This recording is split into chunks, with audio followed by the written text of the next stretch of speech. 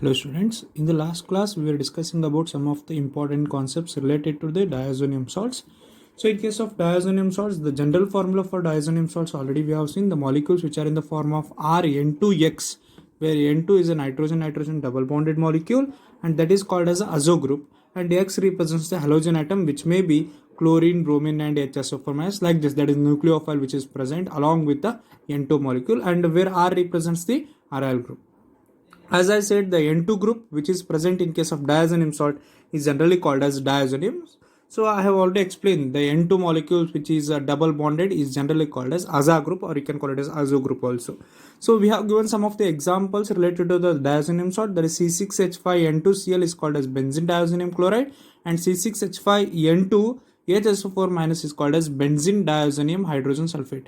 In the last class, I have given the explanation regarding to the structure of both the molecule, that is benzene diazonium chloride as well as benzene diazonium hydrogen sulfate also. Along with that, I have also explained the method of preparation of diazonium salt. It is just a conversion of amines into diazonium salt, and the process is called as a diazotization reaction.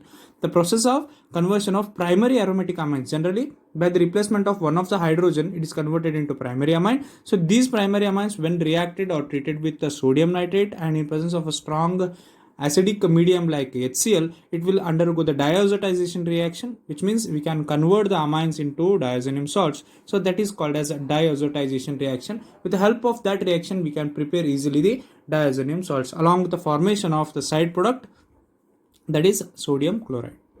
So further, if you go for the physical properties of diazonium salt, there is a benzene diazonium chloride is a colorless crystalline solid. So it is a colorless crystalline solid and it is readily soluble in water, which means it can easily form a hydrogen bonding with a molecule, and readily means so there is no any kind of there is no need of any kind of external influence like a temperature or pressure. So directly when you put that into water, so it is readily, which means immediately it will start soluble in case of water molecule, right? And benzene diazonium fluoroborate, right? So benzene diazonium fluoroborate is a water insoluble, so it will not dissolve in water and stable at room temperature. The main reason for this solubility is the ease of forming the hydrogen bond in case of water molecule, that is the hydrogen bond formation, which is the main reason for the solubility of all the molecules in case of water.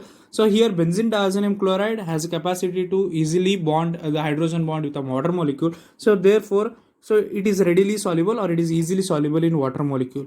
But the benzene diazonium fluoroborate, so which is insoluble in water and it is stable at the room temperature. The major difference is the ease of formation of hydrogen bonding in case of water molecule, right? So these are the two important physical properties according to your syllabus. So further, if you go for the chemical reactions in case of diazonium salts, so there are various chemical reactions in case of diazonium salt. In that, first one is reaction involving the displacement of nitrogen atom, right? So whenever you consider the displacement, there is a movement of nitrogen atom from one molecule, right? So here you can observe the replacement of halide or cyanide ion.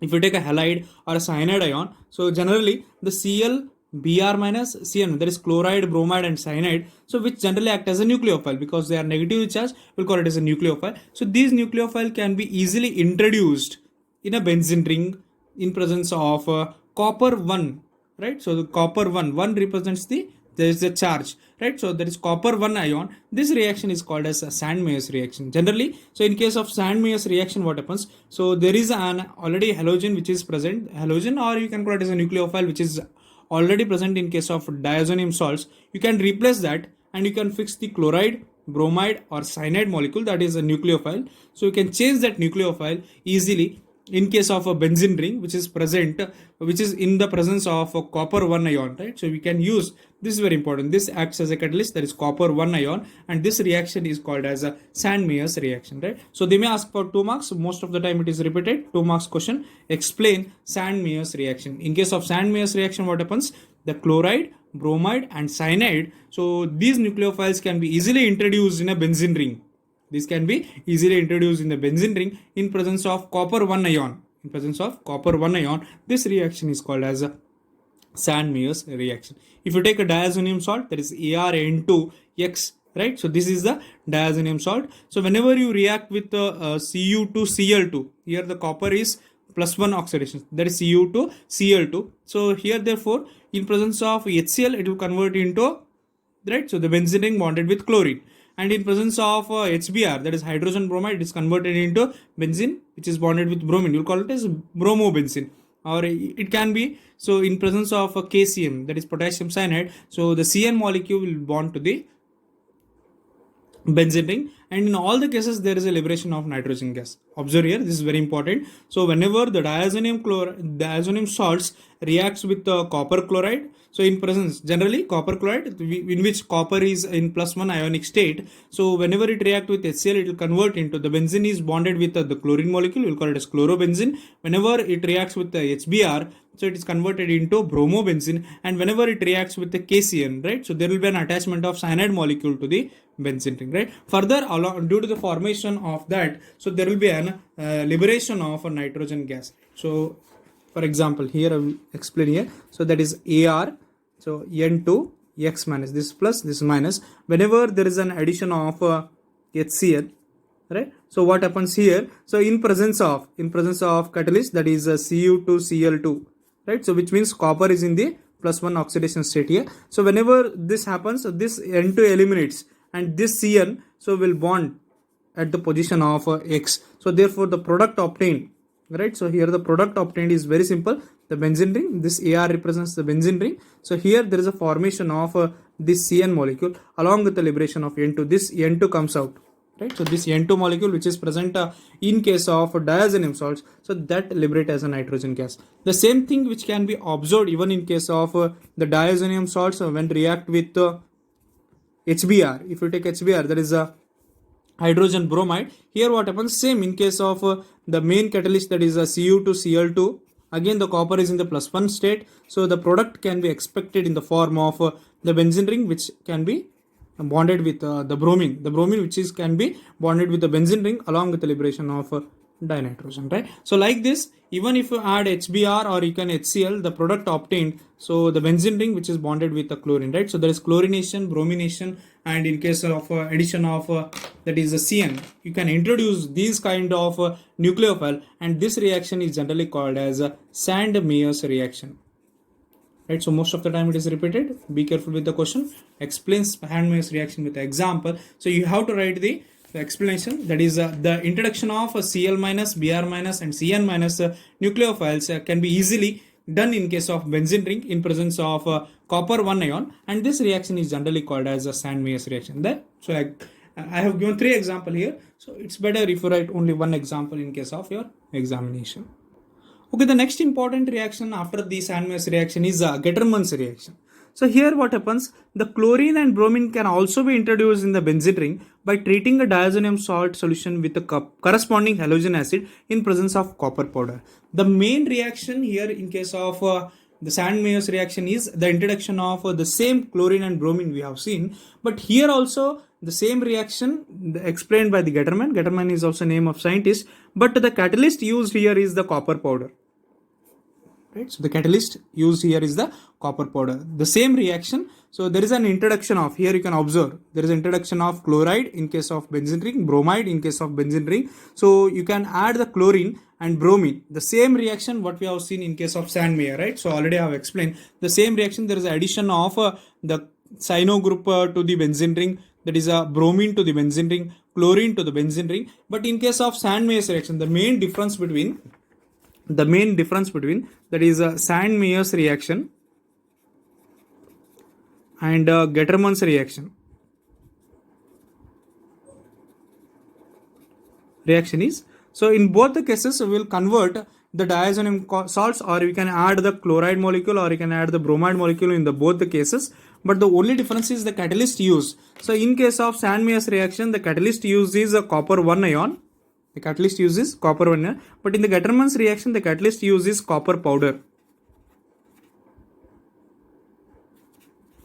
Right, so the copper powder is used. Right? So here you can observe. So in Sand-Meyers reaction also we are converting the diazonium. There is an introduction of the Cn minus or Br minus to the benzene ring in case of diazonium salt.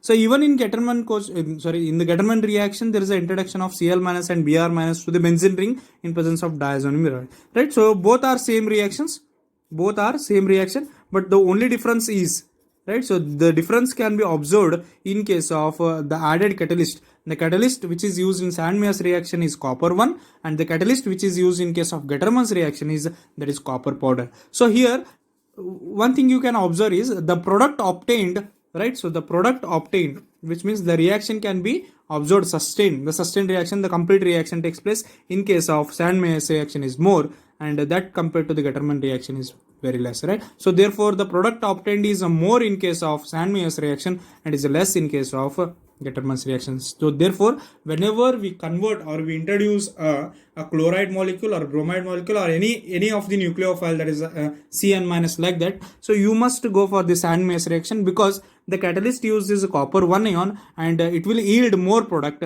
when compared to the Getterman reaction. Here in this case we will not use copper 1, we will use a copper powder as a catalyst in this reaction, right? So therefore there is no much greater difference between the Getterman's reactions as well as the Sandmeyer's reaction, just the product obtained is greater, since due to the change in the, so that there is a quality of a catalyst. The quality of catalyst in case of the Sandmeyer's reaction uses copper 1 ion, and in case of Getterman's reaction is copper powder, right? So please go through the both the reactions. So they may ask even this for 2 marks, explain Getterman's reaction, right? So the major difference is copper powder is used in case of Getterman's reaction, and in case of Sandmeyer's reaction we have used copper 1 powder.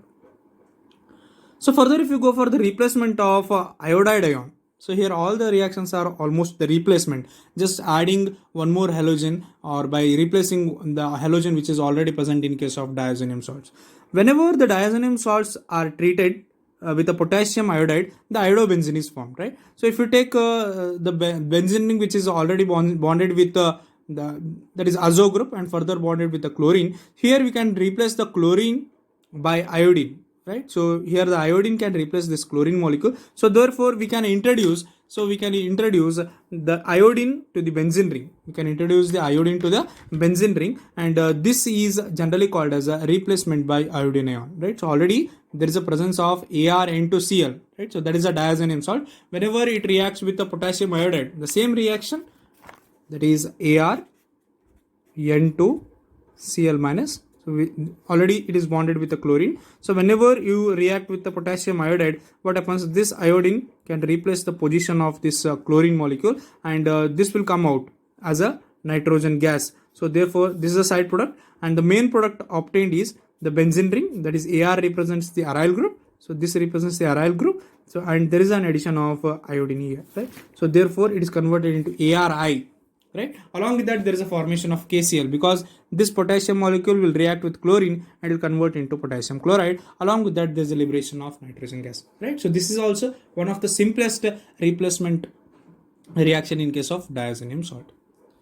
Further, the same thing you can observe even in case of fluoride ion, right? So whenever the diazonium chloride react with hydrogen borofluorate, right? So here what happens, it will convert, there is addition of the fluorine molecule to the benzene ring. Along with that there is a formation of BF3, right? So boron trifluoride, as well as there is a liberation of nitrogen gas in case of side product.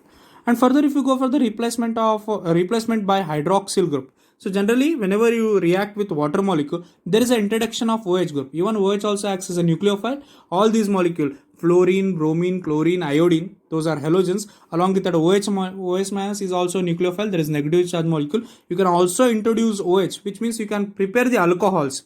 Here you can observe, here you can prepare the alcohol, generally the phenols, not the alcohols, since it is the aromatic ring which is present in case of diazonium salts. So the product obtained may be phenol. Here I have written, if the temperature of the diazonium salt solution is allowed to rise at 283 Kelvin, right? So if you increase up to 283 Kelvin, so the salt get hydrolyzed. Hydrolyzed means the addition of water molecule. So that is introduction of OH minus. OH minus is negatively charged, and generally it will convert into phenol. Therefore ArN2Cl minus, that is the diazonium salt, when it reacts with water molecule, it is converted into the phenol molecule. Here you can observe it is phenol, the benzene ring which is bonded with OH, and there is a liberation of N2, that is nitrogen gas. It is quite common in case of replacement reactions of diazonium salts. Along with that there is a formation of HCl, that is a hydrogen chloride, or you can call it as hydrochloric acid, right? So I have written one example, the benzene diazonium chloride when react with water molecule at 278 Kelvin. So there is an introduction of OH group from the water molecule and it is converted into phenol. And along with that, there is a liberation of nitrogen gas. Along with that, there is a liberation of hydrogen chloride, or you can call it as hydrochloric acid. Right? So very simple reaction. Similarly, the replacement by NO2 group. Right? So whenever the benzene ring, it is already bonded with azo group and further bonded with chlorine, we'll call it as benzene diazonium chloride. Already we have seen the fluoride ion addition, that is hydrogen, that is fluoroboric acid. Call it as fluoroboric acid. And further, when it is treated with the sodium nitrate, what happens? There is a formation of or there is a addition of NO2 group. There is a addition of NO2 group in case of benzene ring. So along with that, there is a removal of a nitrogen gas, as well as there is a formation of a sodium borofluorate, that is NaBF4 is formed along with the formation of that is nitrogen gas. Okay, the last part of this chapter, that is amines in case of diazonium salts, is reaction involving the retention of diazo group, right?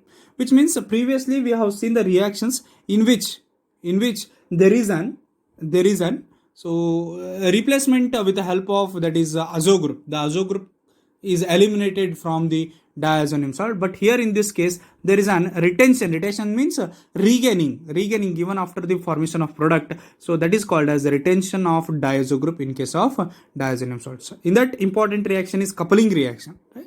So the benzene diazonium chloride reacts with phenol, in which the phenol molecules at para position is coupled with the diazonium salt, right? So if you take a benzene diazonium chloride, so this is the structure of benzene diazonium chloride. Benzene, that is azo group, which is further bonded with the chlorine molecule, we'll call it as benzene diazonium chloride. So whenever it reacts with the phenol means the benzene bonded with the OH molecule, we will call it as phenol. So due to the removal of this hydroxyl group, what happens? So there is so at the para position there is a coupling of diazonium salt, right? So couple means two equal and parallel forces. The same molecules are attached, and in between, that is azo group is formed, that is called as para-hydroxyazobenzene. So the para-hydroxyazobenzene is generally the orange colored molecule. It is generally the orange colored molecule. This is a very simple reaction. According to coupling reaction, what happens? The benzene diazonium chloride reacts with phenol, right? So this is benzene diazonium chloride.